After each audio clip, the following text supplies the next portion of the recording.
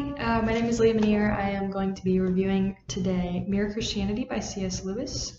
Here is the cover. It's an ebook.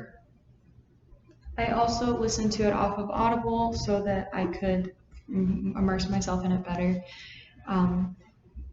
because sometimes my focus does tend to shift if I try to read things for too long. So I tried to work with what was best for me to actually understand the book, and this is something that I would do with really any book, especially the Bible, would be to do an audiobook, not just sit down and read it, because I have a hard time focusing. Summarizing this book or reviewing this book in under 3 minutes is very difficult. I have already tried to record it once, did not even get halfway through it, and was already at 6.5 minutes, so I'm going to try to summarize this as quickly as possible.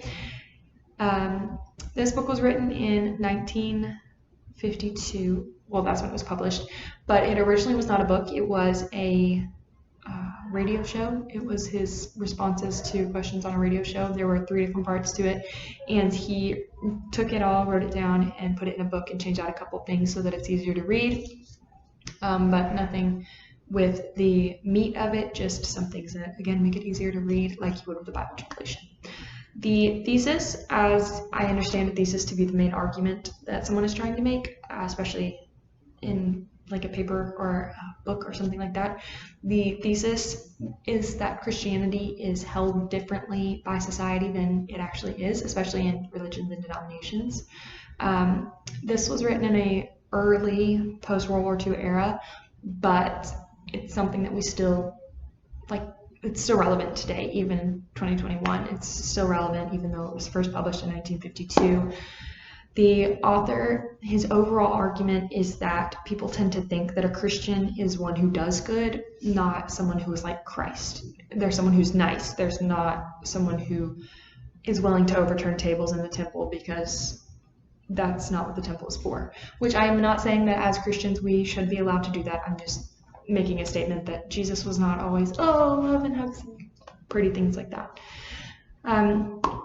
The first insight that I got that really has impacted me the most in the past 2 days, really, I'm not going to lie to you, in the past 2 days, is that love is to seek the good of another. It is not to approve of the other. It is to seek their good. So you can be shooting someone who, you're in war with this person, and you could be killing them because they're killing others, because they're doing wrong to others. As a soldier, you could be doing that, but still wishing that at some point they can come to the saving knowledge of the Lord Jesus. You still want what is best for them. You still want them to come to good. You want them to turn from evil, even though you don't approve of what they're doing. And that is, I've always heard to love your neighbor. You don't have to like them. But I didn't really understand it until reading this book. And then in my personal life, I have struggled with an addiction to pornography.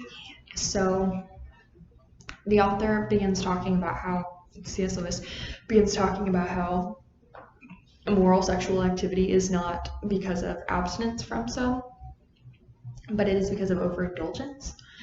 And it changed my perspective really on how to handle the entire topic. And then I thought it was very fitting that we talked about that in class this morning. I thought it was very fitting that you basically brought up the exact same thing that I read about Mere Christianity. It's something that I know, I know that it's wrong, and it's not something that I'm struggling with currently, but I did struggle with it for 11 years, 12 years. So it took up a very big chunk of my life. I mean, I'm only 20. So it's something that I've known was wrong, but both in Mere Christianity and in our talk today, it got to the root of it, and it's going to impact me for a lot more than just my personal life, my alone time, or whatever. It's much different than a lot would like to think. So this is how I took Mere Christianity, and I apologize that I turned it in so late. It was not out of disrespect for you. It was just a lack of focus on my behalf, and it was not acceptable, and I'm not trying to make an excuse for it. I'm trying to acknowledge that I did something wrong so that in the future I can do better, and I'm trying to hold myself accountable. Thank you for everything that you've done for us, and thank you for forcing us to read books like this because they make us think. So thank you.